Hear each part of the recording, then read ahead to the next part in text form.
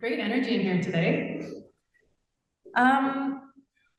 In late 2022, I started thinking to myself after a lot of discovery about weird things that were going on in the world and becoming aware of a lot of things and starting to believe certain things and thinking, I'm turning into a weirdo here.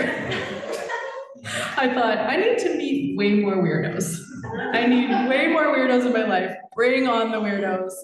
And then I met Dre. Really. And it was within a week, I started meeting interesting people. And I met some people in Cowichan Valley that I totally vibed with, similar to you guys. And then, and other people. And then in spring 2023, I was talking to Ben, who is conspicuously absent and has been for many weeks.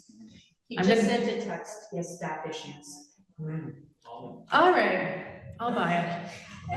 But I know he's been going to that dance place instead of here. Okay, I'm gonna out him right now. Not dance today. Okay, all right. So our beloved Ben, who's usually here, he was a parent at my kid's school, and we were talking one day, and I said, Ben, I just have to tell you, I have this idea for like a spiritual center, a gathering, people come and they're just, like-minded and talk about interesting things, and there could be speakers, and it could be like something for the kids to do, and it's like just a community thing. And he's like, I go to something like that. I go to that exact thing. It's in Langford. You could come. And I'm like, this exists? Oh my gosh. So that Sunday, I came to the Center of Love for the first time, met many of you guys, and just thought, oh my gosh, I found my weirdos. And I love you all. So then, but the quest continued and more kept coming. And one of those wonderful weirdos was Tara. And we met in the parking lot. What I remember first anyway, was in the parking lot at the school. And she shared with me really in our first kind of opening few sentences that she was widowed, and shared a few other things about our kids and whatnot. And then I just took a chance and I said, do you ever get any messages from your husband? And she goes, oh yeah, you gotta read my blog. And so we realized, I think in that moment, that we were gonna vibe really well. And I started reading her blog and learned that she was writing a book, which she has now done. And it's here, and we can all read it, and I'm reading it. If only I hadn't been moving for the last few weeks, I probably would have finished it. But I get into bed and go, and it's not a reflection of the book. The book is wonderful and just written in such a way that is just so relatable. And that's what I love about Tara, actually, is that I feel that she is a master of life. And I feel so blessed to have somebody in my life that just gets it, gets what this is all about, gets the big picture. And she's just so human as well, and so real. Like, really, you're one of the most authentic people I've ever met. And your writing is so real and relatable as well, and so helpful, so practical. So everyone should be reading this book, I think, and you're going to get some little gems today from Tara from it. What else did I want to say? Yeah, well, I had more things to say about you. You're caring, and you're thoughtful, and you're insightful, and you're loving, and you're hilarious.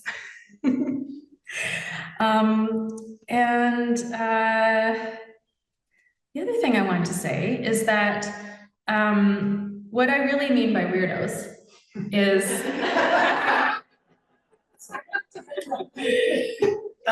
people who get the big picture, get that we are souls living a human experience.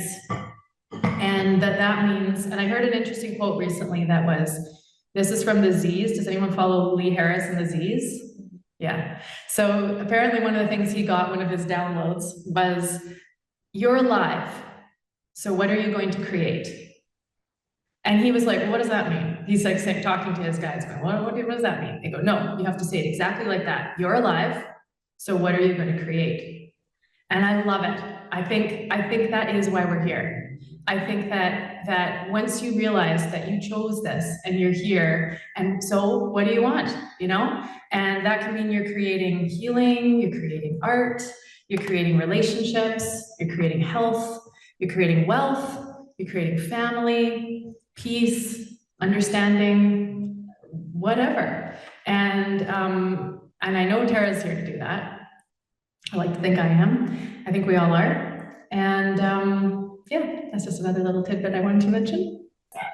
In the spirit of authenticity, I did not get any sleep last night. And to be honest, hi, there we go. To be honest, like I talk about this topic a lot and it often energizes me. And when I'm tired, sometimes it makes me very emotional. So I know that I'm in the right place to just use my notes to help me through it. And can everybody hear me? Yeah. Awesome. All right. Well, I'm Tara. Thank you for that beautiful introduction. Way back in March, Naomi had asked me if I might consider coming to speak to this group, because obviously she's been a part of it since the near get-go. And I was very like honored and thought, yeah, it'd be wonderful, because I've been a public speaker for most of my adult life, many, many years. And so I was happy to do that, but it's extra special now to be here actually as a member of the Center of Love, and I feel really grateful to be embraced as I share some of the stuff that's been on my heart for the last several years. So even though the story that I'm going to share with you guys today is actually quite tragic, the real story that I'm here to share with you is very, very terrific. And it's the outcome, you know, of the tragedy that I went through. So there's been a lot of polarity through the whole experience of losing my husband, and I'm going to give you a little bit of a background about that, but it does kind of fire me up to talk about the gifts that have come from it. So I hope that that's what you'll take from the one little kind of gift or like nugget that I wanted to share with you guys today. We could probably talk about this stuff for forever. So before I start, I want to share a quote with you guys that is hands down the most eloquent, accurate description of the feeling of grief that I've ever read. It comes from the Pulitzer Prize novel, The Goldfinch by Donna Tartt. Not sure if anyone's read it. It's a fantastic book. And I include it in my own book as the opening sort of statement, because it just struck me as so true. I could never, even as a writer, even as someone who's always exploring my feelings in words, I've never been able to describe loss like this before. Her protagonist describing the loss of his mother says this: "But sometimes, unexpectedly, grief pounded over me in waves that left me gasping.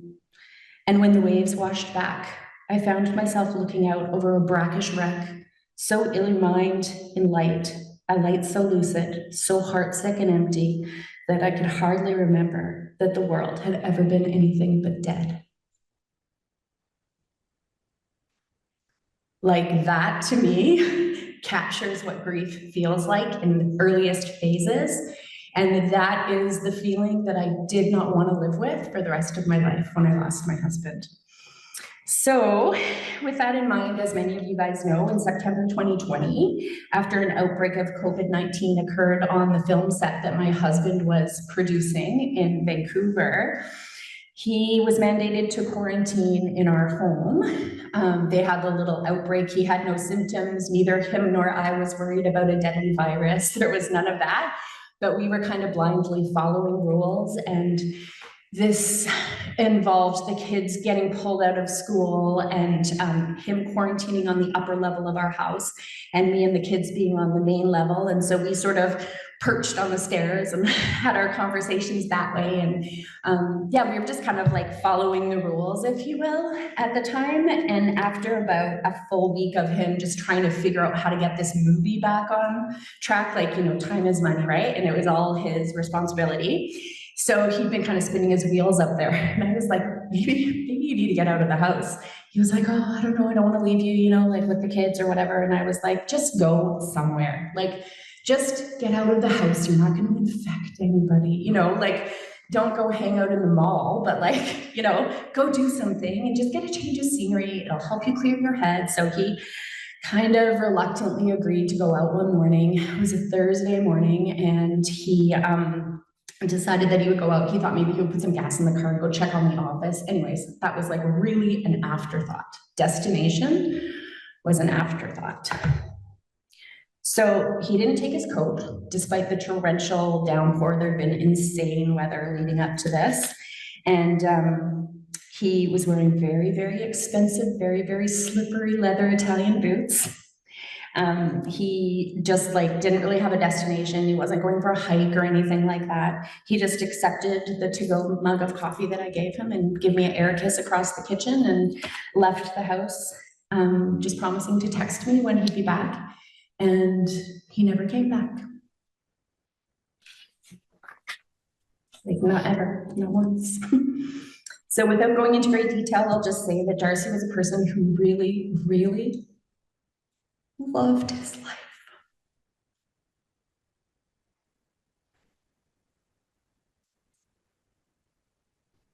Like he loved his life.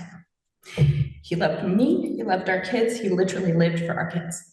He was not unstable, he was not unwell, he was not addicted. The current stress at work was not unmanageable to him. It was old hat. He was a problem solver. He was the most chill person under pressure that you have ever met in your life. Like when I first met him, and his name was Darcy Wild, I said, "Are you sure it's not Darcy Mild?" Like, chill. Just the most chill human. And I learned a lot and really benefited a lot from that in my time with him. He also didn't have a family living in Central America or somewhere abroad that he wanted to ditch us for. But all of these unsavory ideas had to be explored like in depth as the police kind of tried to do their job.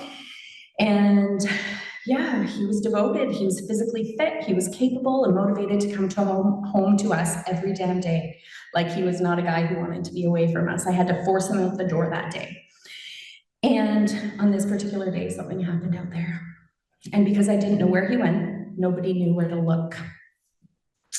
So it took 9 whole days for his car to be found by a mountain biker near some washed out trails up in Squamish, up near Squamish.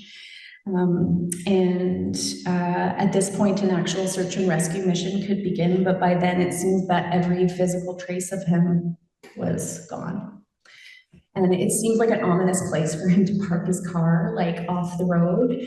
But that was a place where he made car commercials when he was young, like a young location scout in the film industry. So he knew all the back roads.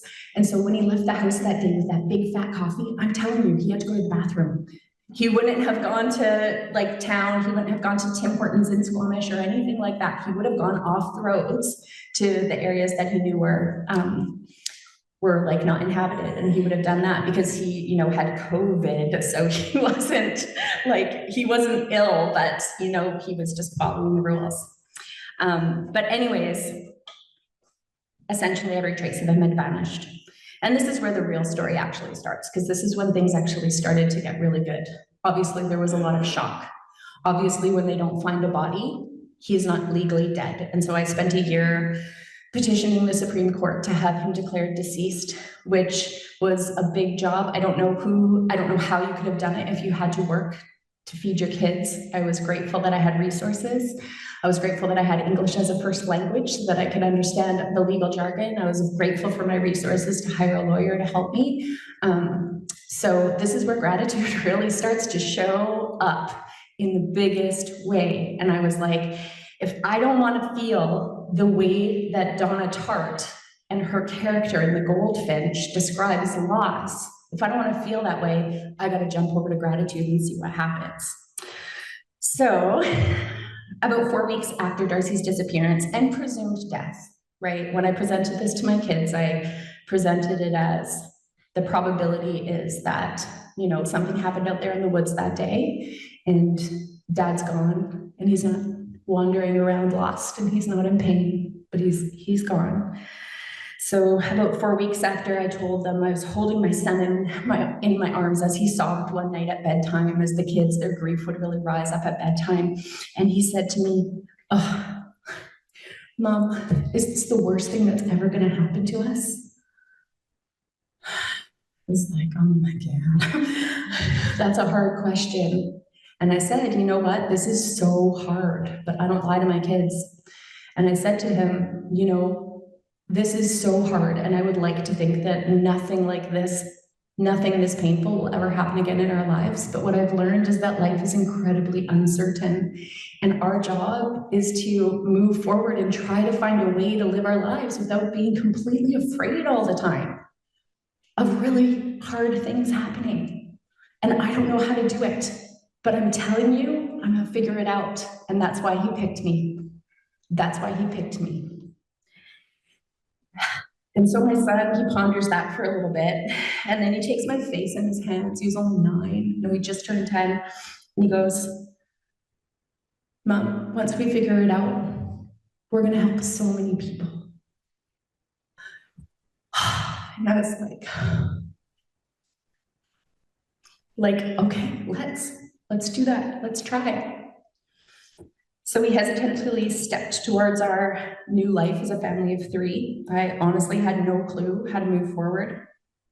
At this point in my life, I barely dipped my toe into like the spiritual waters. I had had some profound experiences during his disappearance of connection, all in the book. One piece that I've actually already shared once when I was on Zoom here, where I do get downloads about him from a spiritual perspective. But at this point, I was just having devastating human experiences of grief, like hitting the floor, not able to get off the floor, just literally sobbing, you know, on my steering wheel after getting the kids to school. Like every task that had ever been done was a trigger. You know, it was just really, really difficult. And so, yeah, I was crippled with anxiety about how to handle the whole thing, of course. But there was this part of me that recognized that every time I had like a big purge, like every time I just like lost it in my coffee cup, or like realized that it was garbage day and that wasn't my job, I cleared space when I grieved. I cleared space when I purged my feelings and had a big release. And that left this like little tiny feeling of spaciousness. And that spaciousness allowed a little bit of like room for some clarity to come in. And I realized that I could try to see the light that came through that clarity when I made the space. So I started to grieve fast and furious. I used all sorts of tools to move the energy through my body, EFT tapping, fists of anger in my Kundalini class, like all this stuff. And I just called in really what I wanted to see, which was just what I wanted was messages of guidance. And the theme that kind of kept coming up was always this opportunity to make choices. So when I'd get that little bit of clarity, that little speck of light, I'd be like, oh, I have a choice here. Which direction am I going? Am I going like deep, deep grief, like Donna's book told me, you know, is what this is going to feel like? Or am I going to find a way to do what Miller's asking me to do, which is heal and help? And so writing and journaling has always been my way of like detangling my emotions and figuring out like who I am in any given situation. And one day, as I was writing and journaling, I wrote these words on the page. I wrote, "It's like my soul is whispering to me, you already lost him. Don't lose yourself too." I don't know where it came from. It just unconsciously flowed from my pen onto the journal.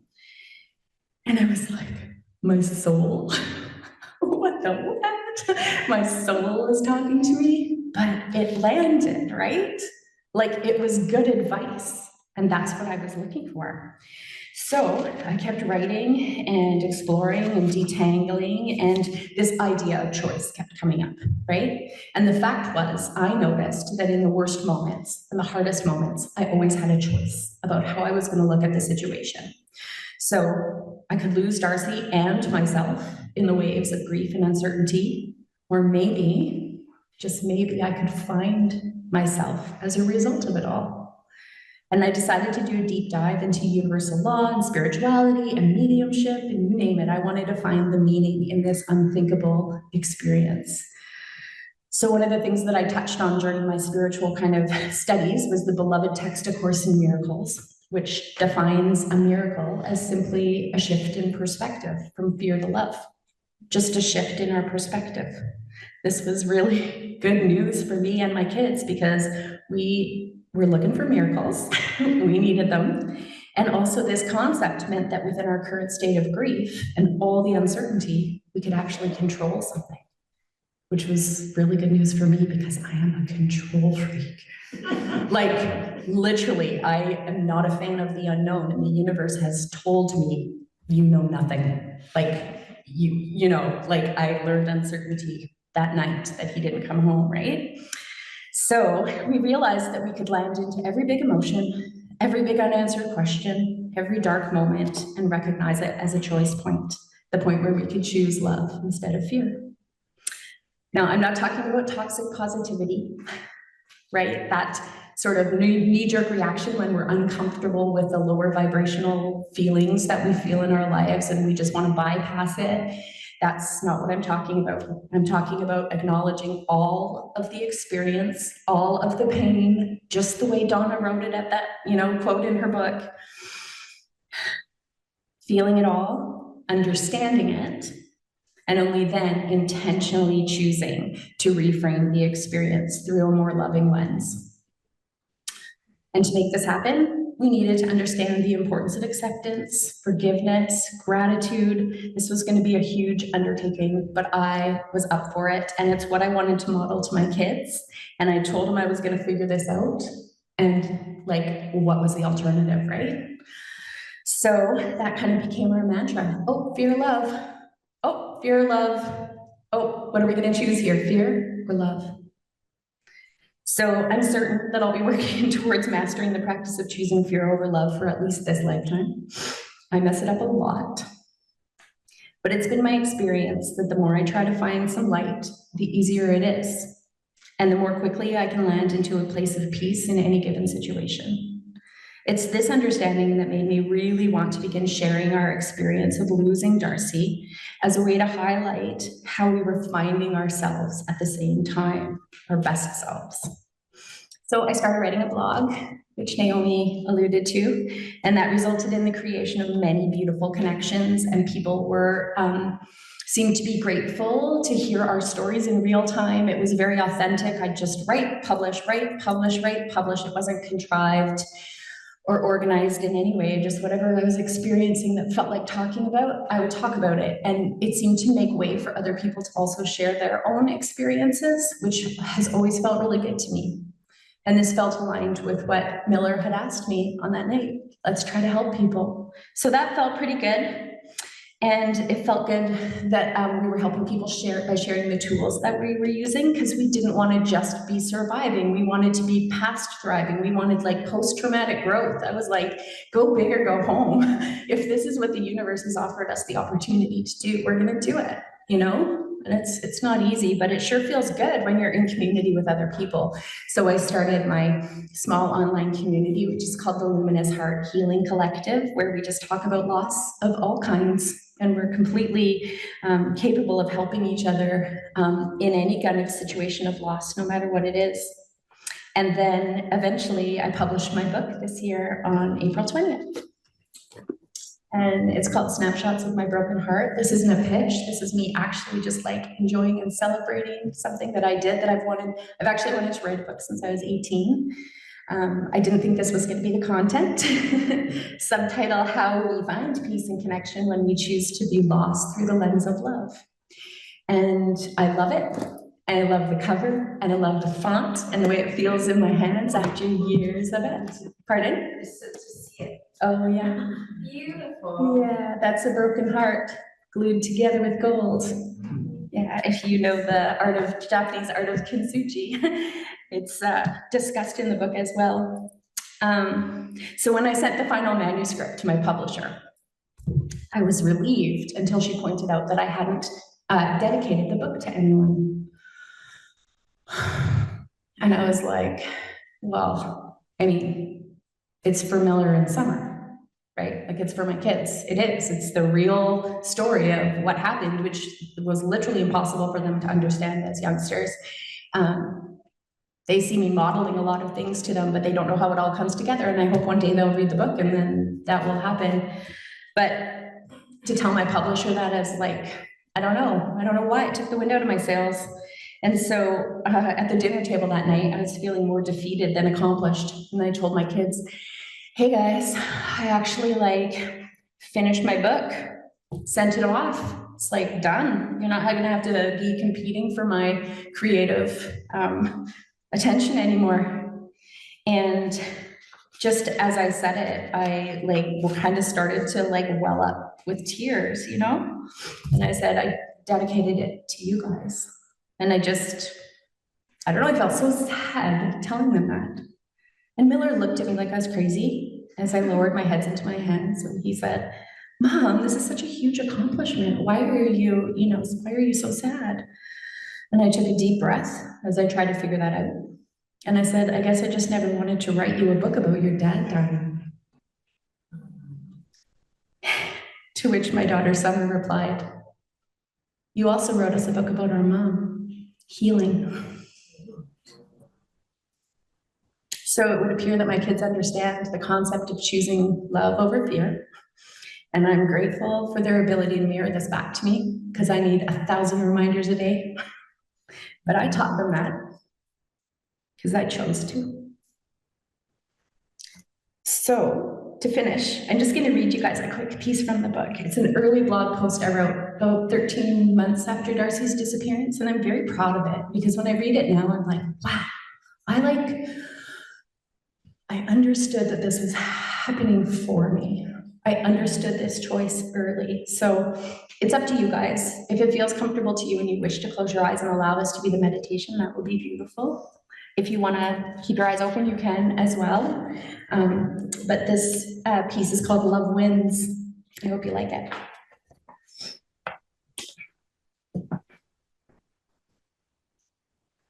Fear said, why did you leave? Love said, thank you for being here. Fear said, what happened? Love said, what's next? Fear said, how can I move on? Love said, what's the alternative? Let's keep going, one breath at a time. Fear said, why me? Love said, why not me? I'm open to receiving the gifts and wisdom of all my experiences. Fear said, we didn't get to say goodbye. Love said, we never had to say goodbye. We never had to see you ill, hurt, sad, only strong, happy, alive. Fear said, I'll miss you forever. Love said, we have you imprinted in ourselves. You are with us forever. Fear said, why does it hurt so much? Love said, what a gift to have loved so much. Fear said, I don't know if I can do this all by myself. Love said, you've always been by yourself, yet connected to all. That hasn't changed. Fear said, will it be enough? Love said, you are all that you need to be. Fear said, how could you do this to me? Love said, I know this is happening for me.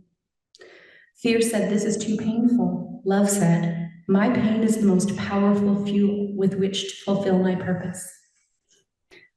Fear said, will I ever truly laugh again? Love said, when you do, you'll know you've healed fully. It's closer than you think. Fear said, I can't move ahead without closure. Love said, the only part that ever mattered was the love. I'm still here. Differently maybe, but more than ever, I'm still here. You understand me better. You value me more now. Don't go backwards. You've come so far. Fear said, dry up and die off with the fall leaves. Shrink, hide, close up. Love said, grow deeper roots and expand. Wrap your branches around all who are drawn to you. Fear said, where did you go? Love said, you've landed in a new place deeper in my heart than ever before. Fear said, but what about the kids? Love said, that's why you picked me. It's fine. He whispers to my heart. Fear said, sit on the sidelines. Love says, just dance. Fear said, this is terrifying. Love said, this is extraordinary. Fear said, I miss you. Love said, I'm grateful that you were present enough in my life for me to feel your absence.